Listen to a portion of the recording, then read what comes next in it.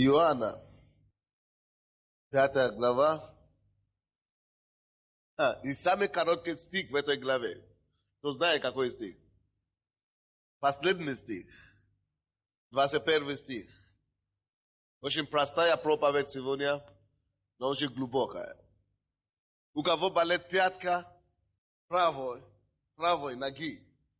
Пятка правой ноги, вы знаете себе, вы на работе наступили на что-то, или где-то вы наступили на что-то, у вас что-то там, короче, плохо. Пятка правой ноги. Вы одеты в обуви сейчас, и в носки, но перед носки вы ставили что-то там тоже, чтобы вам стало легче, но все равно не стало легче. Болит. Либо это опухоль, либо это нарывы, чтобы это не было. Во имя Иисуса, я молюсь, чтобы сила Божья прикасалась к вам и исцелила вас. И это человек, у кого также очень тяжелый простуда, очень плохая простуда. So, вообще нос у вас заблокирован. Именем Иисуса, пускай воздух начали поступать. Во имя Иисуса Христа. Аминь. Первое послание Иоанна, 5 глава, 21 стих. Первое послание Иоанна, 5:21. Очень простой стих. Написано: дети, храните себя от идолов. Аминь.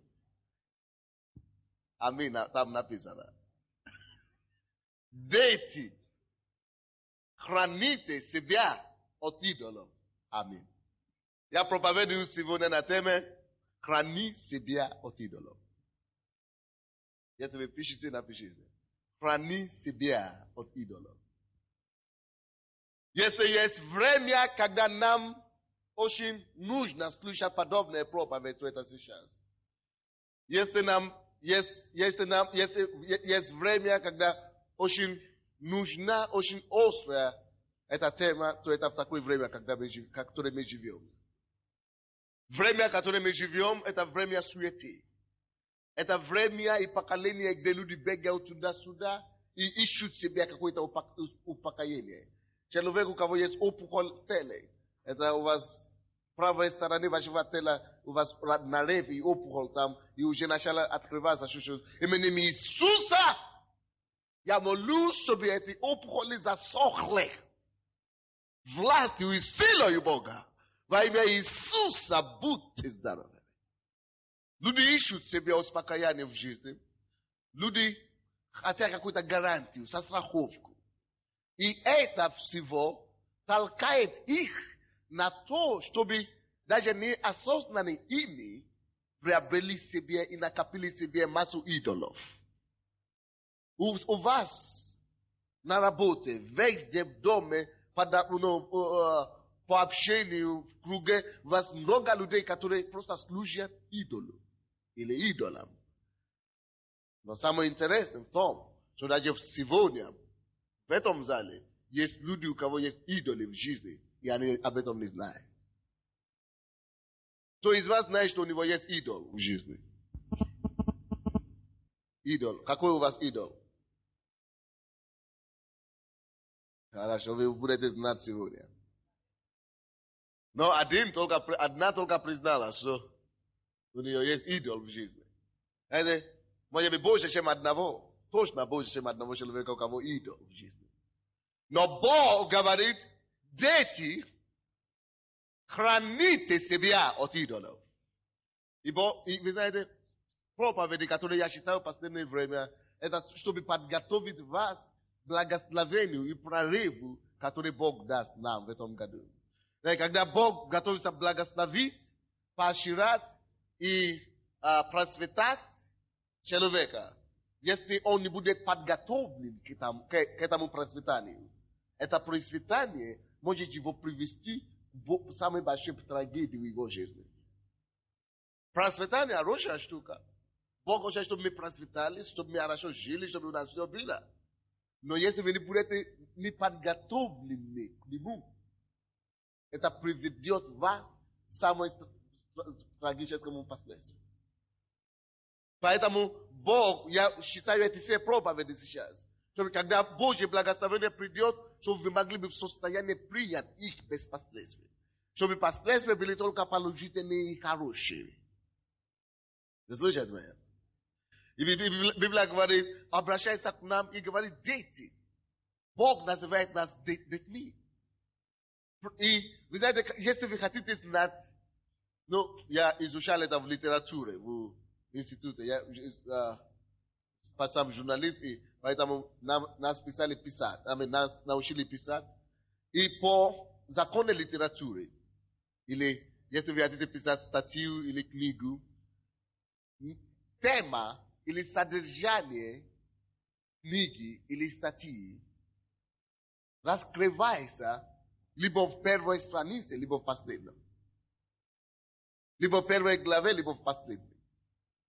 Суть послания. Если вы хотите знать суть статьи или книги, это будет либо в первой главе или в последней главе. То есть там всегда обращайте особенное внимание, потому что это будет введение и заключение. Все, что автор хочет вам сказать, содерживается в последнем строке, или в последней части, или в начале. И вся книга, первая и последняя книга Иоанна, то, что он написал верующим, в конце концов он подводит себе итог в этой 5 главе. И этот итог является самый маленький, самый короткий из всех стихов в этой книге. И очень простой такой совет, очень простая фраза. 5 глава, 21 стих. Дети, храните себя от идолов. Аминь. Эта фраза говорит нам об этой книге в целом. О том, о чем была книга. Допустим, если я как журналист читаю, если я не буду читать эту книгу, и мне просто дадут эту последнюю фразу, и мне скажут, расскажи, о чем книга. Я вам расскажу. Во-первых, книга написана к детям. Я знаю, потому что здесь написано дети. Значит, эта книга есть книга, которая больше всего обращается к верующим как к детям Божьим. Вы можете читать все остальные книги Библии, но это первое послание Иоанна имеет больше обращение к детям Божьим. И как Бог обращается к нам и говорит, дети. Бог хочет, чтобы вы себя чувствовали его детям. Братья и сестры, очень часто мы себя не чувствуем так. Я вам скажу по правде. Да, мы чувствуем себя верующими. Мы чувствуем себя верующими. Да, мы знаем, что мы члены церкви слова веры. Но Бог хочет, чтобы мы шли дальше. Бог хочет тебя видеть по-другому. Бог хочет тебя видеть детьем. Прежде всего, если ты что-то должен знать о себе, нету ничего более важного для верующего, чем знать, что я ребенок моего Отца, Небесного Бога, что я дитё Божье. Это осознание не просто должно быть у тебя под сознанием. Это осознание должно быть у тебя на первом плане твоей жизни. Каждый день, куда бы ты ни ходил, что бы ты ни делал, чем бы ты ни занимался, это должно быть в первом плане твоей жизни, что я все-таки дитё самого великого Бога. Когда я в автобусе, когда я в троллейбусе, и я вижу всех прочих людей, я вижу себе, что я особенный тут. Я кто-то, я есть личность. Притом личность неординарная. Не потому что я проповедник, не потому что я темнокожий, не потому что меня зовут Сандей, но потому что я родился от Бога самого. Это осознание есть ли оно у тебя? Сопровождает ли ты это мысль, что чувствуешь ли ты то достоинство, которое идет от того, что ты есть дитё Божье? Какое-то чувство достоинства должно быть у тебя постоянно. Какое-то чувство чести должно тебя сопровождать. И когда ты говоришь, Ты не только напоминай себе об этом. Ты в твои отношения, твои поступки напоминай себе об этом. Когда ты молишься Богу, когда ты общаешься с Богом, ты напоминай себе об этом. Господь, ты мой Отец. Просто я с тобой мы одни. Я тебя просто люблю. Вы знаете, как дети прибегают к своим отцам и падают, и держат за ноги отца. Да? О, папа. Я жду, что когда это моя будет. Я больше буду себя. Но скоро. Вы знаете, как дети у вас это делают? Ну, мама, держи за ноги. Ты тоже должен иногда так поступать с Богом. Почему не прибежать к нему, каждый день держать его, Иисус? Папа, я имею Отец. Он может быть гордым вами. Он может назвать вас отцом. Так что первое, прежде всего, эта книга, речь идет о том, что Бог есть наш Отец.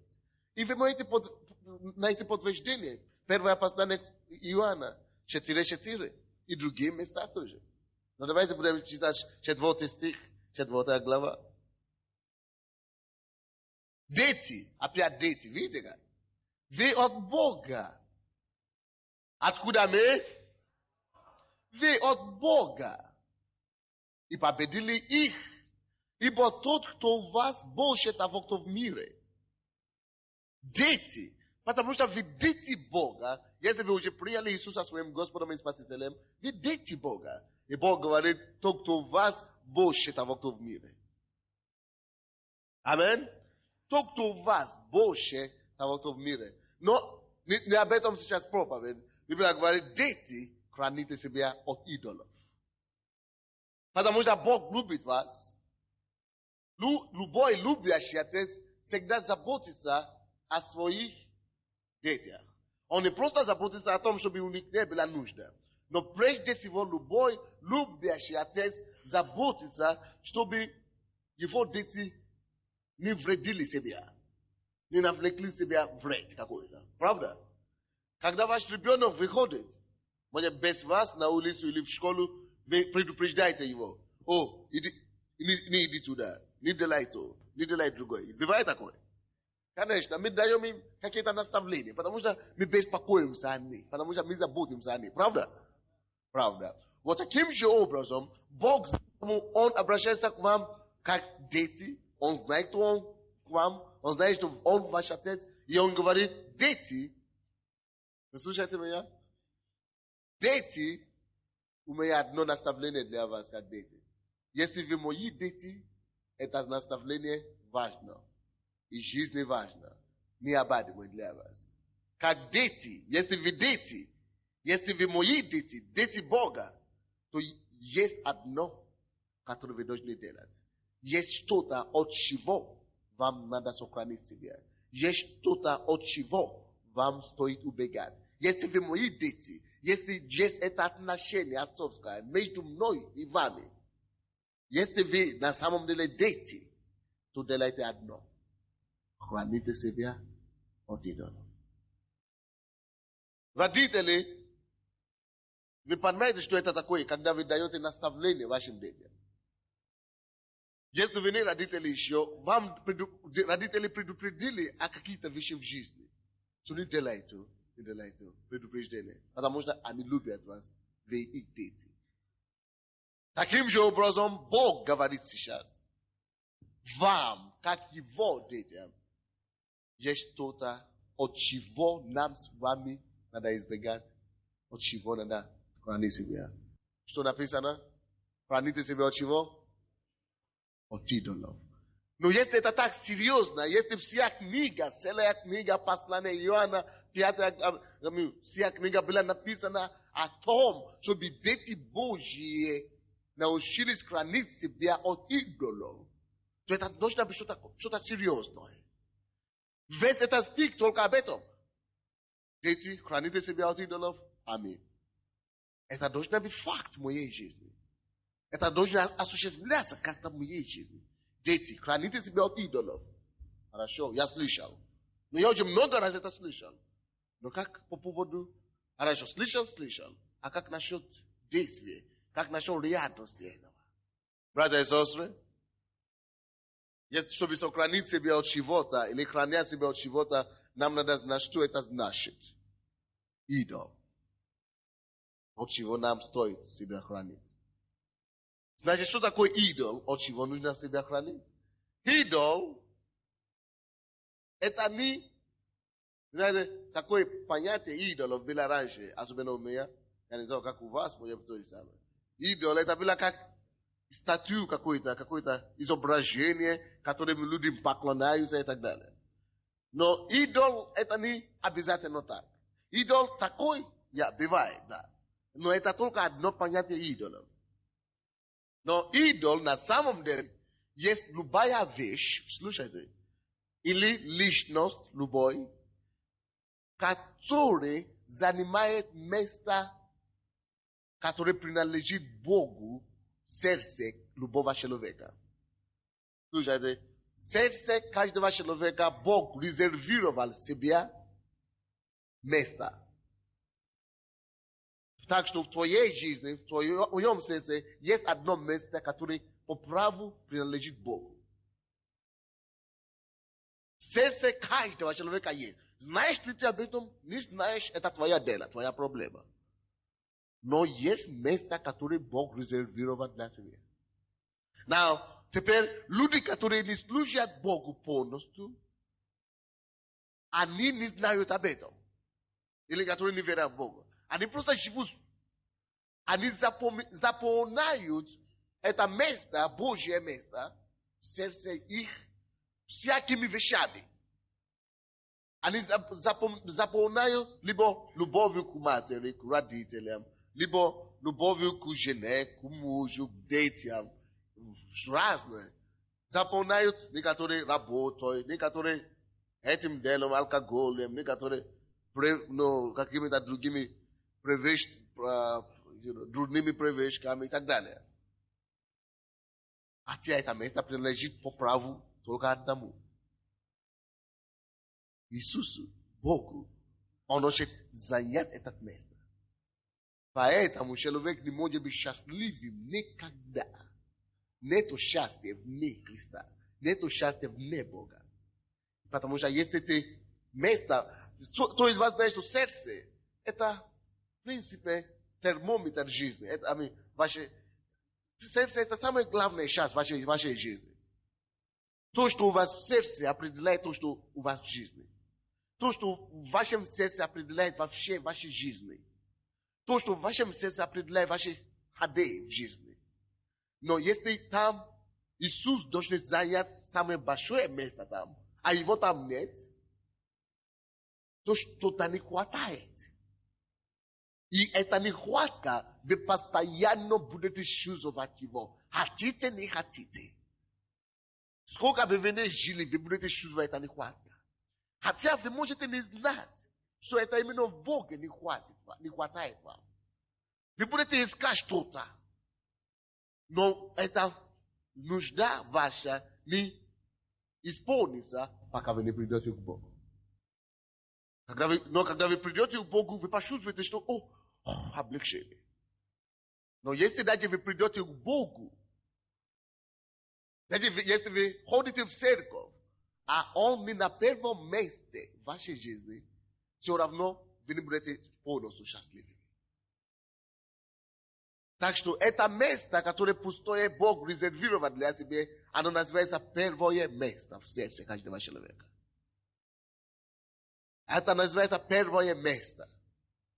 Так что, если вы хотите выяснить, есть ли идол в моей жизни или нет, давайте подумаем. Все смотрите на меня. Определите себе, пожалуйста, у вас в жизни, что на первом месте. Если на первом месте работа, это значит, у тебя есть идол. Потому что первое место в сердце, в жизни каждого человека должен быть Господь, любовь к Богу. Как это так? Я вообще не верю в Бога до сегодняшнего дня. До сих пор не верю в Бога. Молодец. Значит, ты всю жизнь служишь идолу. Добро пожаловать.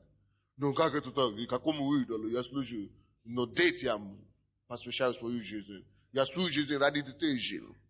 Привет. Правильно. Конечно же.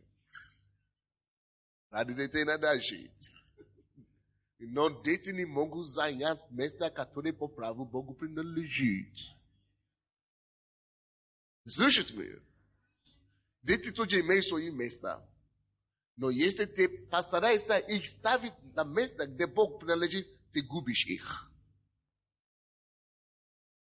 Поэтому многие люди, которые посвятили свою жизнь Богу, детям, поэтому их дети, наоборот, стали непослушными. Их дети стали такими, которые больше проблем, больше устройства, больше неприятностей в жизни им же приносят. Почему? Потому что своевременно то, что Богу они должны были дать в своем сердце, они дали детям. Если ты посвятил свою жизнь на первом месте работы, эта работа, которую ты поставил вместо Бога в твоей жизни, она разрушит тебе. Разрушит твое здоровье и твою жизнь в конце концов. Потому что ты поставил его не на правильном месте. Это уже получается идол. Что у тебя на первом месте в жизни? Вот эта штука, что у тебя на первом месте в жизни, учеба. Вот эта учеба есть идол. Всякое, что на первом месте в жизни человека, что не есть Бог, есть идол. Ты говоришь, что на первом месте моей жизни есть моя работа. Твоя работа твой идол. На первом месте моей жизни, самое важное в моей жизни мой муж, моя жена, твой муж, твоя жена есть твой идол. Ну как это идол? Что мне говорите?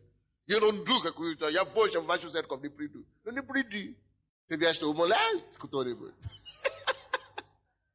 Зато, хочешь не хочешь, ты попадешь на небо к нему.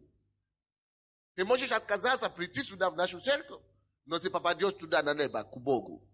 Тогда он у тебя спросит. Оттуда, конечно, уже никуда не убежишь. Он тогда у тебя спросит. Ты жил здесь на земле, и место, которое мне принадлежало, место, которое я резервировал себе, твоей жизни, ты отдал жене. Поэтому у вас, во-первых, скандалы не прекратились и не прекратятся. Во-вторых, поэтому ты попал в ад. Потому что ты мне не дал мое должное место. Всякое, что человек ставит на месте Бога, либо человек потеряет эту штуку, в конце концов, либо эта штука его погубит. Ты слушаете меня? Если эту работу ты ставишь на первом месте, и ты не слушаешь Богу, ты говоришь, мне никогда до Бога, мне никогда ходил в церковь. У меня работа, я сам. И даже если человек ставит себя на первом месте, какое у тебя самое важное, что у тебя самое важное в жизни? Самое важное в моей жизни, это я. Я себе забочусь, я зарабатываю себе для жизни, я себе. Если человек ставит себя на месте, которое принадлежит Богу, либо вы погибите себя, либо вы потеряете вообще свою жизнь. Я вам это все докажу в Библии. Мы идем просто этапно, постепенно. Идол – это что-то в жизни человека, что является что-то более важное, если это не Бог, кроме Бога. Идол – это то в вашей жизни, ради которого вы готовы бросить все и идти делать что угодно. Идол – это ради чего вы, это то, что вы слышите, вы можете переостановить делать, чем вы занимаетесь сейчас, и идти туда, забежать туда. Потому что, это вы не шутите с этим. Если это не Бог, это ваш идол. Спросите у соседа все, что у тебя или кто у тебя на первом месте в сердце, в жизни. Откройте, пожалуйста, Евангелие от Матфея, 22. Евангелие от Матфея, 22 глава, 36 стих. Евангелие от Матфея, 22, 36 стиха ниже. Вы знакомы с этим местописанием? Я вам еще расскажу. Евангелие от Матфея, 22, 36. Спрашивают у Иисуса, учитель, Какая наибольшая заповедь в законе? Иисус сказал ему: возлюби Господа Бога твоего всем сердцем твоим, и всей душею твоей, и всем разумением твоим. Это первая и наибольшая заповедь. Вторая же подобная ей: возлюби ближнего твоего, как самого себя. На этих двух заповедях утверждается весь закон и пророки. Спрашивал у Иисуса: какая самая большая заповедь на свете?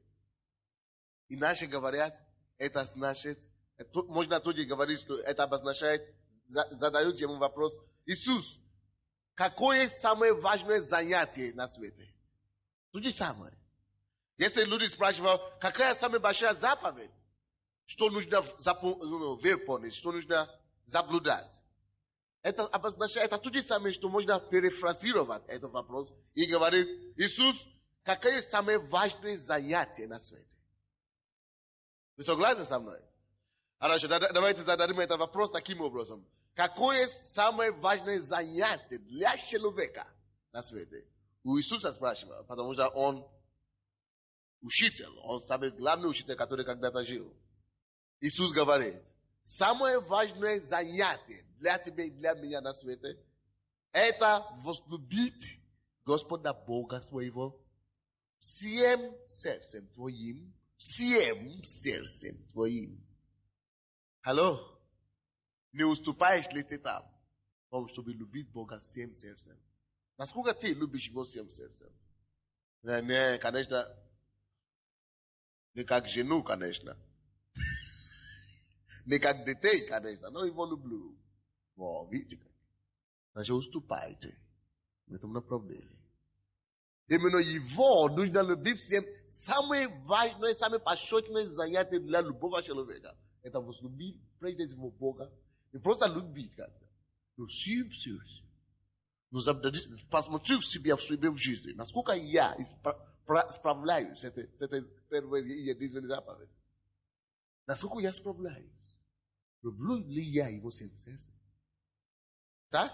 Во-первых, всем сердцем твоим и всею душою твоей. Душа — это воля, интеллект, ум, эмоции, чувства.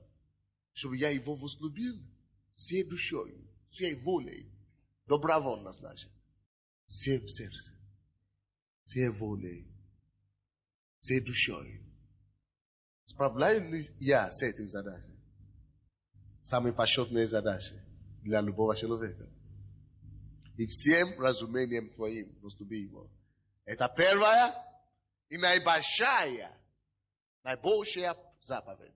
Братья и сестры, если есть что-то, что ты любишь всем сердцем, если есть что-то, что ты любишь всей душой, но это не Бог, значит, это есть твой идол.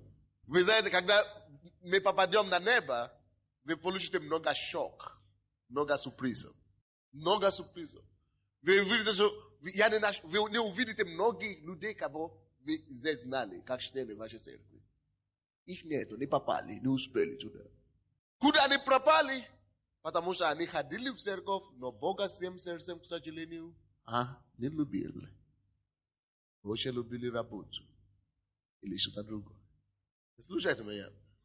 Если это самая первая и важная заповедь, и ты это уже нарушил, какой смысл тогда остальные соблюдать? Какой тогда смысл в том, чтобы остальные соблюдать? Поэтому все первые послания Иоанна говорит о том, чтобы хранить себя от идолов. Дети. Если ты дети, как только что ты начинаешь допускать идол в своей жизни, ты теряешь право быть детем. Когда я влюбился в свою жену, я хотел жениться, вы знаете, у меня была такая борьба. Я уже начинал думать, кого я больше люблю, жену или Бога. Господь, спаси меня. Я начал молиться, что Господь не допусти, пожалуйста. Вы знаете, ты должен всегда смотреть за собой, чтобы не допустить, именно не допустить идола в своем сердце. У тебя есть дети, слава Богу за детей, но ты можешь допустить. Так, незаметно.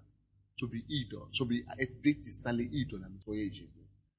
Потому что ты о них заботишься, ты любишь их, ты воспитываешь их. Но если ты больше их даешь им чуть-чуть превосходства над Богом, ты все покончено. А ты говоришь, как это так? Не люби детей, не люби жену или что ли? Я сомневался, если ты любишь свою жену, как я свою люблю. Конечно, любить жену. Конечно, любить мужа. Но послушай. Библия говорит, что Бога надо любить больше, прежде всего. Приближайся к Богу. Почему? Я объясню. Три человека приближите близко. Хорошо. Допустим, это верующий. Наверное, еще нам надо еще одного человека. А это Бог.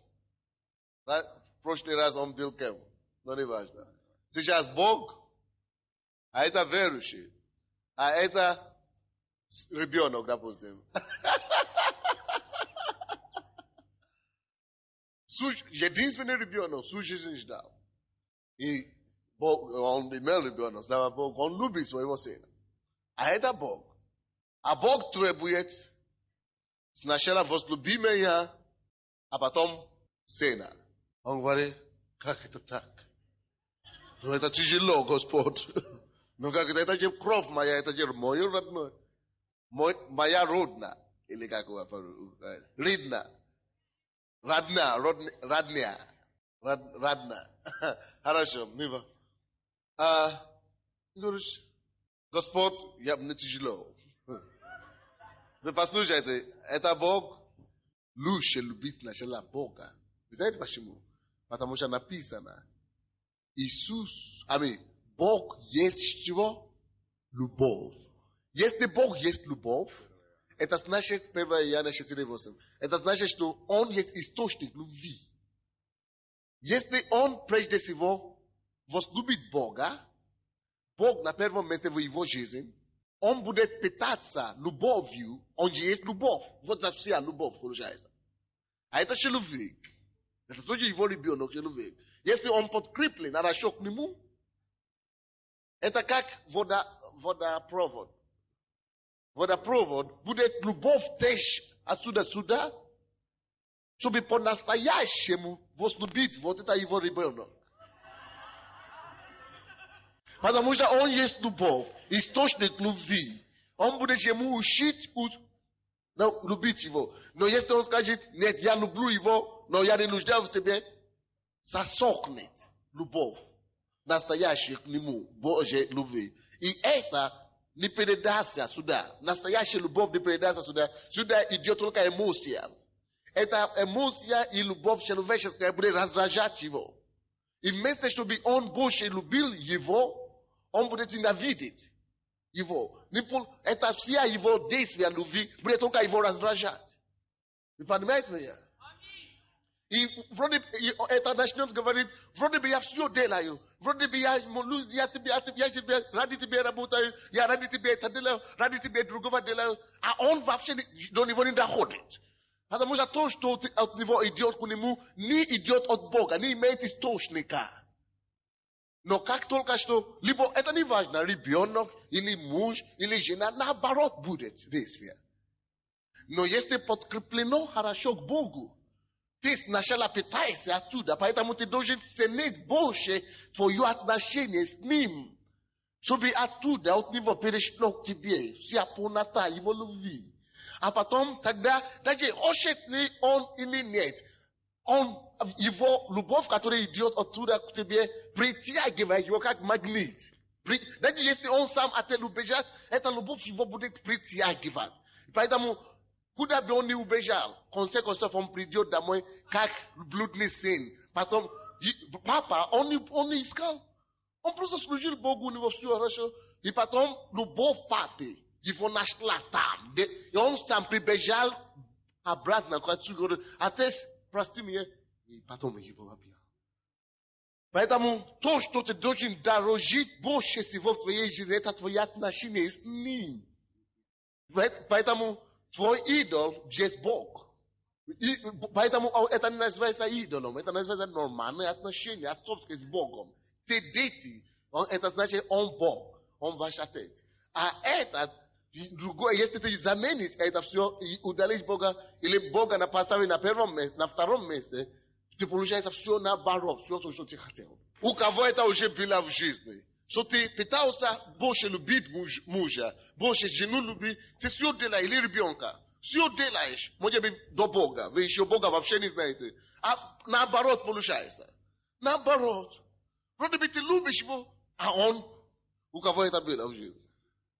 Конечно, почему это было? Потому что вы этот принцип не знали. Аминь.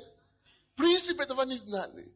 Поэтому, если вы будете прежде всего Бога любить так и приближаться к Богу, Бог научит вас передать Его любовь по-настоящему вашим детям или вашей супруге и так далее. Но даже если вы будете ходить в церковь, но Бог не находится на первом месте, все равно Бога не обманешь. Хотя ты ходишь, но Он не на первом месте в твоей жизни, его не обманешь. Все равно не получится.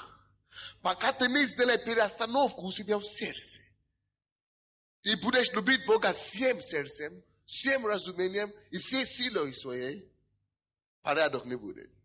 Если твой бизнес находится на первом месте, к сожалению, этот бизнес тебя погубит. Либо ты потеряешь вообще бизнес, либо он тебя уничтожит. Дети! Вы дети Бога здесь сегодня? Дети, будьте больше детям с Богом, родной с Ним. И храните себя от идолов. Евангелие от Матфея, 10 глава. Простая такая. Я считал, я говорю, Господь, это же все понятно. Но так сильно пришло ко мне. По-другому. Я говорю, что-то здесь сильнее. Если это пишется так, знаешь, что-то здесь? 10 глава Евангелия от Матфея. Так? 37 стиха по дальше. 37 стиха. Здесь Иисус говорит, кто любит отца или мать, давайте начнем с 36 стиха. 36. И враги человеку домашние его. Вы слышите? Враги человеку домашние его. Почему врагу человеку домашние его? Послушайте. Кто любит отца и мать более, нежели меня, недостоин меня. Потому что как только что ты начинаешь любить родных, домашних твоих, больше, чем Бога, они становятся тебе врагами. Враги человеку, что? Домашние его. Почему? Потому что ты их возлюбил больше, чем его. Твои домашние становятся тогда твои враги. Муж и жена живут в доме.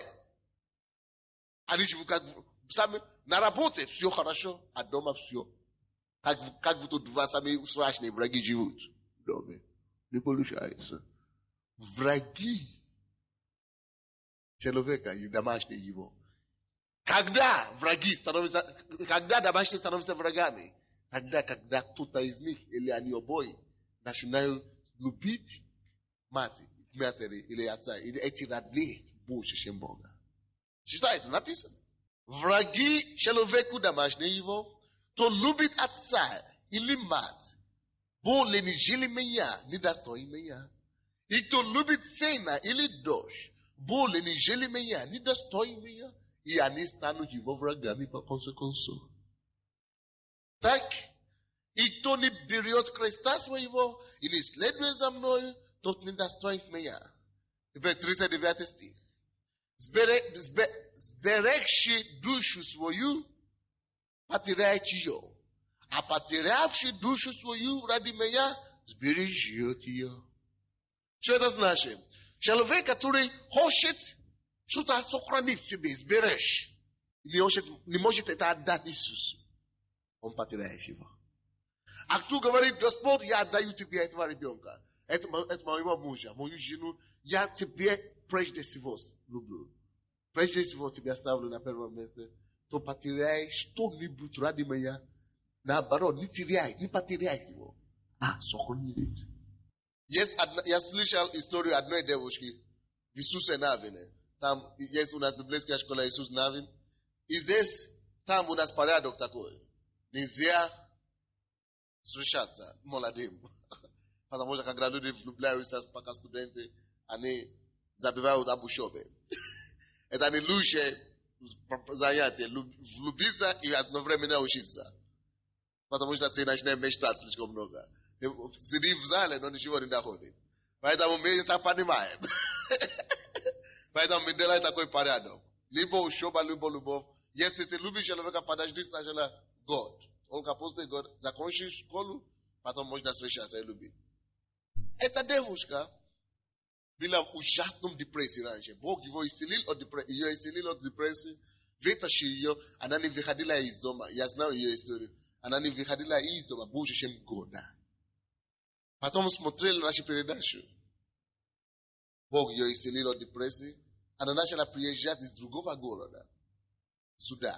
Каждый день. Потому что она начала так жить. И насколько радостная жизнь стала для нее. Она, есть другой парень, который не серьезный такой.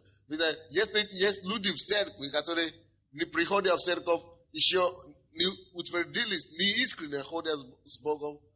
И начали тебя предлагать что-то греховное. И знаешь, что это человек погибели. Убеги от такого человека. Есть другой парень, который тоже ходил в церковь, не серьезный.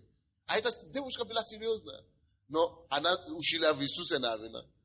И потому что они ездили, по-моему, на поезде вместе, или электричка вместе, парень начал делать ей предложение, встречаться. Давай будем встречаться. Там же уже мы говорили, что нельзя встречаться, пока ты учишься в библейской школе. В конце концов, если встречаться, тогда идите делайте помолвку. Мы не встречаемся, как в миру здесь. Почему мы делаем помолвку? Чтобы люди не встречались, как в миру? Потому что мы не хотим разбивать друг другу сердце. Это мы дети Божьи, вы понимаете? Что толку, что я с тобой буду гулять сегодня, а потом выброшу тебе и разочарование. Поэтому это нельзя в церкви. Это мир, и мы не приносим мир в церковь. Аминь. И эта девушка уже забила, что когда-то вообще она не могла ходить. И тем более познакомиться с этим парнем. Они бы вообще никогда не увиделись, потому что она вообще не выходила из дома депрессии. Сейчас депрессии нет, уже жизнерадостная, уже думает, что она всегда так была. Уже забила, что это именно Бог ее поставил на ноги. И они начали встречаться. А это называется прелюбодеяние, когда вы не женаты, и вы встречаетесь. Там это грех. Они начали встречаться, ее исключили из библейской школы. Вы знаете, но послушайте, что я вам говорю. Всякий раз, когда ты делаешь выбор ради что-то греховное, когда ты ценишь, предпочитаешь что-то Бога, она перестала ходить в церковь. Я говорю, что, почему мы хотим жениться? Парень перестал ходить в церковь. Вы знаете, вместо чтобы они женились, они себе насколько испортились, что они потеряли друг друга даже. Потерял Бога, потерял церковь, потерял даже человека, ради кого-то оставил церковь. Печально. И опять депрессию. Опять не может выходить по 3 месяца из дома. Потому что когда человек начинает забивать, от чего Бог его вытащил. Вы слушаете меня? Когда вы начинаете забивать, от чего Бог вытащил вас, вы начнете допускать идола в вашей жизни. Идол, который у нее было в жизни, вы знаете, какой было? Хочу выйти замуж. Была такой идол. Хочу выйти замуж. Мне уже 27 лет, я уже имею ребенок, у нее был ребенок раньше. Я хочу выйти замуж. Тем более он ходит в церковь, на веру, слава Богу. Если это Бог дает тебе парня, он от тебя никуда не уйдет. Аминь. Тем более в то время, когда ты должна оставить библейскую школу и церковь оставить. Мне просто жалко стало. Человек был радостный. Не допусти идол. Почему? Потому что сберегивши свою душу, ты заботишься о том, чтобы выйти замуж. Это твоя забота на первом месте. Ага. Ты вообще не выйдешь замуж. Либо ты выйдешь, и вообще это замужество, ты потом скажешь, лучше бы не выйти вообще. Берегивши свою душу, потеряй ее. Но то, которое отдает свою душу Богу, говорит, Господь, я ради тебя, Он наоборот бережет. Вы слушаете меня? Домашние человека становятся его врагами, когда он возлюбляет их больше Бога. Это написано. Враги человеку домашнего его. Потому что он возлюбил отца и матери, и дочери, и сына больше его. Hello, дети, храните себя от идолов. Я знаю людей, которые приходили, пастор, молись за мой бизнес, молись за меня. Молился очень хорошо за него, он начал зарабатывать, а потом он говорит, что у меня $30,000 десятина, Бог благослови его. А раньше он вообще $3 не мог дать. Но он говорит, эти деньги я не могу сейчас дать Богу в десятину, потому что я должен вложить опять. Когда я вложу, будет 300 тысяч, тогда я принесу десятину. Он уже делает бизнес на Бога. А раньше получить 300 тысяч еще больше тяжело дать Богу. Он начал пропускать служение, по одному из пропал. Я слышал о нем сейчас, говорят, что через 1,5 года человек вообще его ищут в милиции, как это? Розыске попал, все. Он не то, что сейчас даже у него и $30 нету. Поэтому нужно стараться хранить себе всегда от идолов. Смотри за собой. Это начинает приходить ко мне, занимает мое сердце, мои мысли, и слишком много все. Отсекать. Смотри за собой, наблюдай за собой, чтобы у тебя не был чего? Идолов. Знаете, Бог нас с вами искупил для одной цели только, чтобы мы могли приблизиться к Нему. Мы были вообще рознаны, изгнаны раньше от Него. Мы блуждались от Него раньше. Мы были заблуждающие овцы раньше. Но Он искал нас, нашел нас, чтобы между нами ничего не было, чтобы мы были близко к Нему. И чтобы Он и мы ходили рука об руку, плечом с плечом. Откройте, пожалуйста, Галатам, 4 глава. Галатам 4, 4 стиха по 8. Галатам 4, 4 стиха по 8. Но когда пришла полнота времени, Бог послал Сына Своего Единородного, который родился от жены, подчинился закону, чтобы искупить подзаконных, дабы нам получить усыновление. Вы слушаете? Бог послал Своего Сына, чтобы ты и я могли получить усыновление. Так, у Него, чтобы мы стали Его детьми. 6 стих.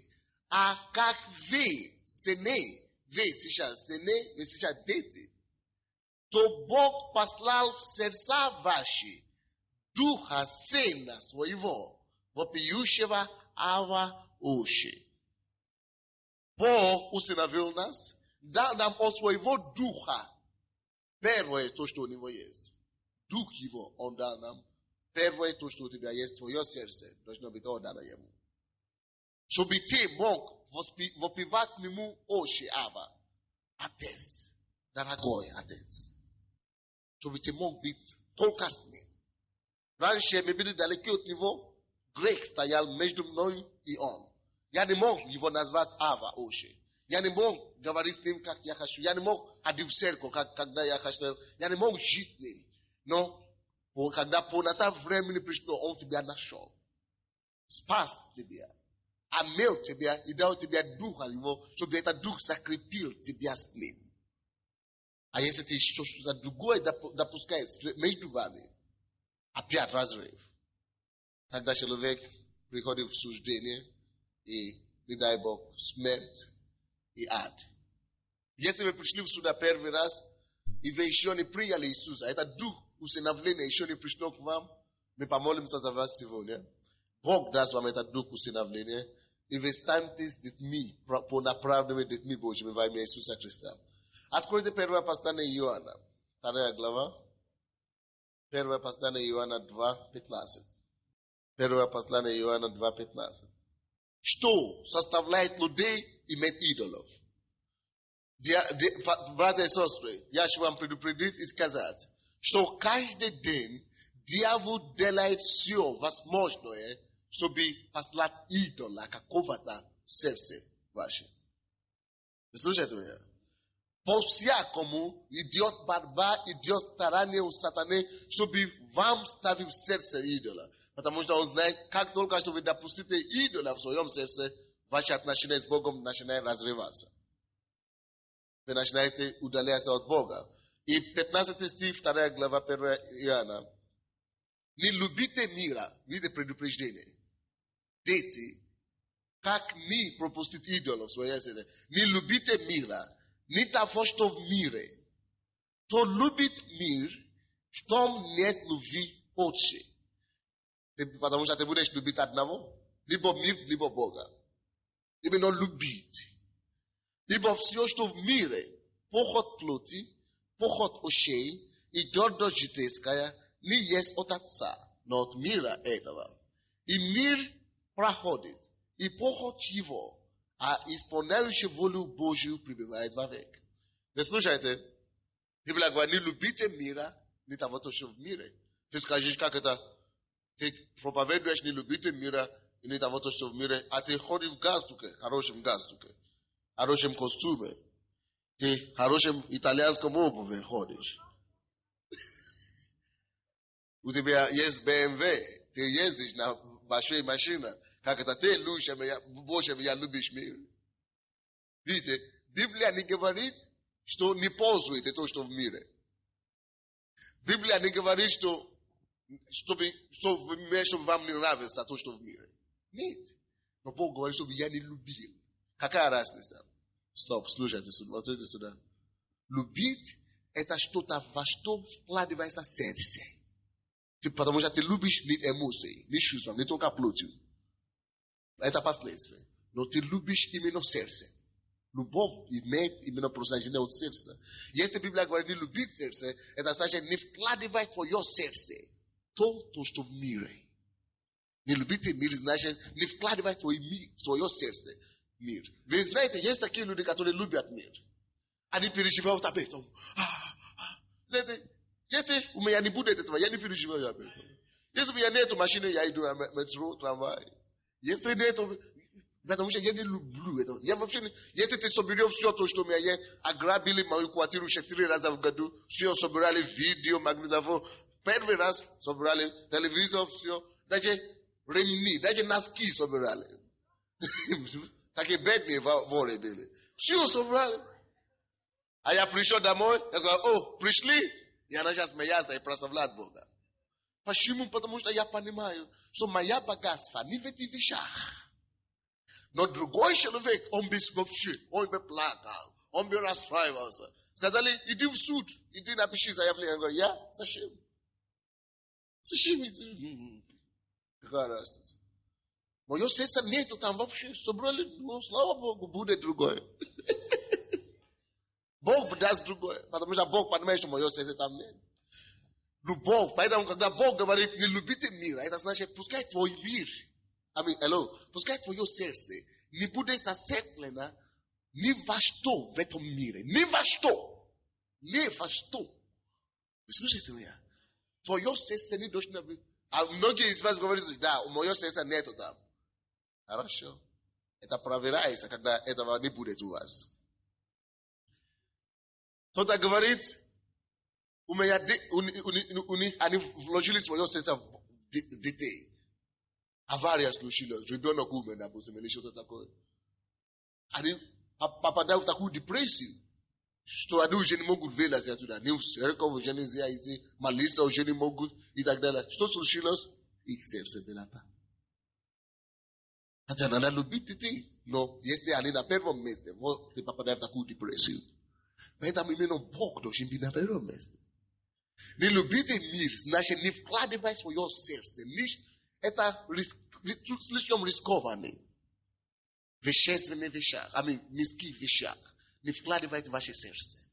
Не любите мир или того, что в мире. Почему это рискованно? Потому что все, что в мире, ты вкладываешь твое сердце в работу, в деньгах, или что-то другое, все то, что в мире, поход плоти, то, что связано с своей плоти, поход ушей, свои глаза, и гордость житейская, чем ты хвалишься, что всякая житейская гордость, Библия говорит, мир проходит, и все то, что в ней. Все, если мир проходит, и все то, что в нем, а твое сердце тоже там, значит, и твое сердце пройдет вместе с миром. Потерял. Значит, увы, МММ, ФО пропала. Или как называется? ФО, МММ, или АО, да. АО, МММ, пропала, ликвидация, банкротство. Фирмы не стало.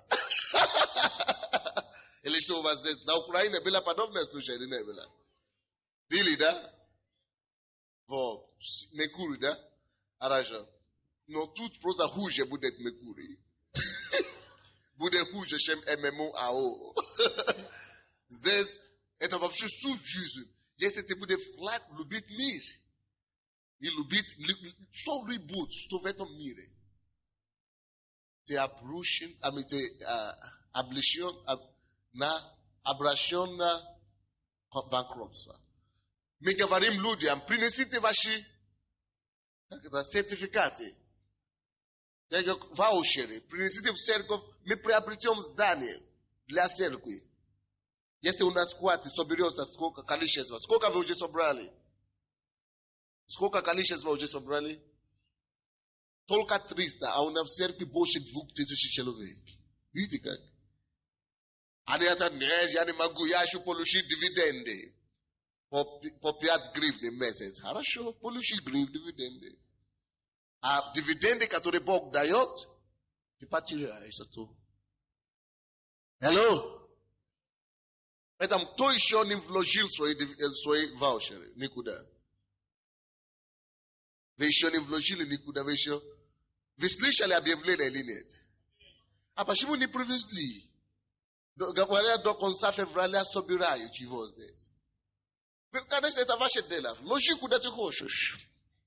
Но запомни, в Библии написано, не любите мир. Или того, что в мире. Потому что мир и все. Ты говоришь, что нет, мое не так не будет делать. Хорошо? И все, что в мире, пройдет. Даже если Бог тебе ни копейки не даст обратно, зато когда ты будешь видеть это здание, ты скажешь, слава Богу, мое счастье тоже там есть. Когда люди будут исцеляться, будут получать спасение, ты будешь говорить, слава Богу, я вложил свое Иисуса там. А у тебя ничего там не было, приходишь только получателем быть. Потребителем. Но даже если Бог тебе деньги не даст, написано, исполняющий волю Божью пребывает вовек.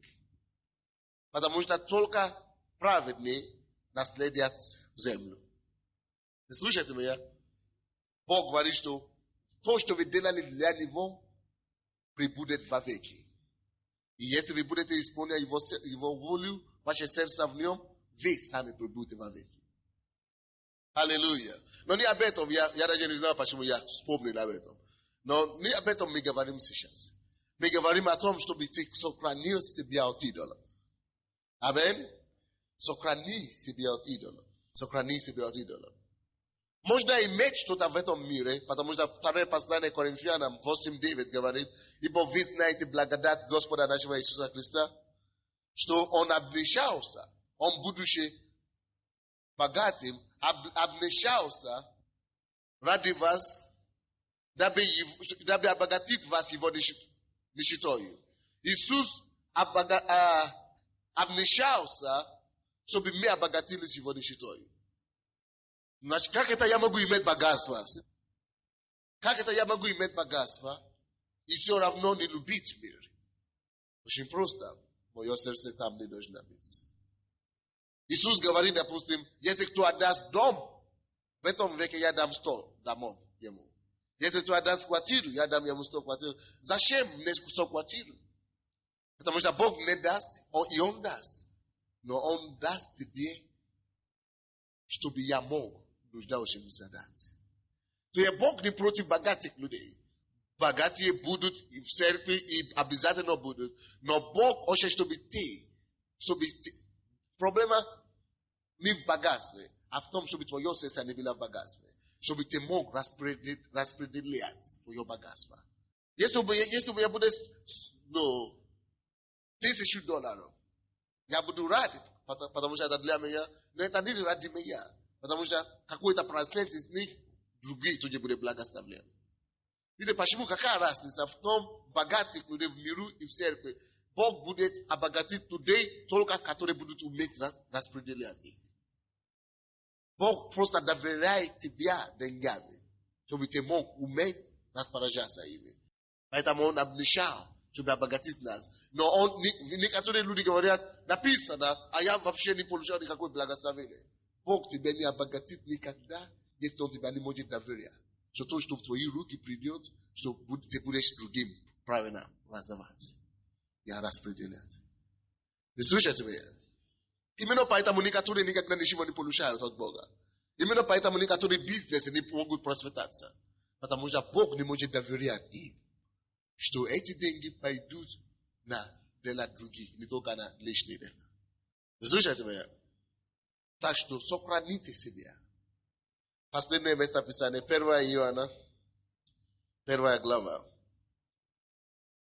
Откуда мы начали, но 1 глава сейчас читаем. 3 стих. О том, что мы видели и слышали, возвещаем вам, чтобы и вы имели общение с нами. О том, что вы видели и слышали, возвещаем вам, чтобы и вы имели общение с нами, а наше общение с Отцом и Сыном Его, Иисусом Христом. Видите, самое главное – это общение с Отцом и Сыном Его. А когда вы принимаете то, что мы учим вас, вы имеете и с нами общение. Аминь. И 6 стих. Если мы говорим, что имеем общение с Ним, с Иисусом, а ходим во тьме, то мы лжем и не поступаем по истине. Это не может быть иметь общение с Ним и ходить во лжи. Аллилуйя. Давайте станем и скажем: Иисус, сохрани меня от идолов. Господь, сохрани меня от идолов. Мы молимся. Помолись, чтобы Бог тебя сохранил от идолов, чтобы те вещи, которые Бог тебе дал, как благословение, чтобы они не превратили в идолы в твоей жизни. Попроси у Бога: Господь, я не хочу, чтобы твою работу, которую ты мне дал, стал идолом. Я не хочу, чтобы дети, которые ты мне дал, стали идолами. Я не хочу, чтобы все машину или все то, что ты мне дал, стали идолами. Помоги мне, Господь, любить тебя прежде, любить тебя сначала и остальных потом. И остальное потом. Отдай себе Богу и поговорите с Богом, чтобы Он очистил вас, ваши желания, ваши чувства и так далее. Мы молимся, братья. Молимся. Сохрани меня, Господь. Сохрани меня, Господь. От мира, от осквернений. Прилепи мое сердце к твоему сердцу, чтобы ничего не было между нами. Давайте мы все закроем свои глаза и будем молиться. Каждый молится. Господь, во имя Иисуса, мы благодарим Тебя за Твое Слово, которое мы уже слышали. Господь, в имя Иисуса Христа, я молюсь, чтобы Твой мир, Твой покой пришел, Твое сердце Твоих детей во имя Иисуса. Господь, я запрещаю всяких идолов, всяких обманов, которые приводят людей к идолам. Именем Иисуса Христа я беру власть над ними, свергаю всякие идолы в сердце Твоего людей, Твоего народа, Господь, и постановляю, чтобы Ты сам был на первом месте, чтобы никто из этих, Господь, не попал под уловку дьявола. Именем Иисуса Христа, чтобы все следовали за Тобой до конца своей жизни. Во имя Иисуса Христа, весь народ сказал: дайте Богу славу. Аллилуйя.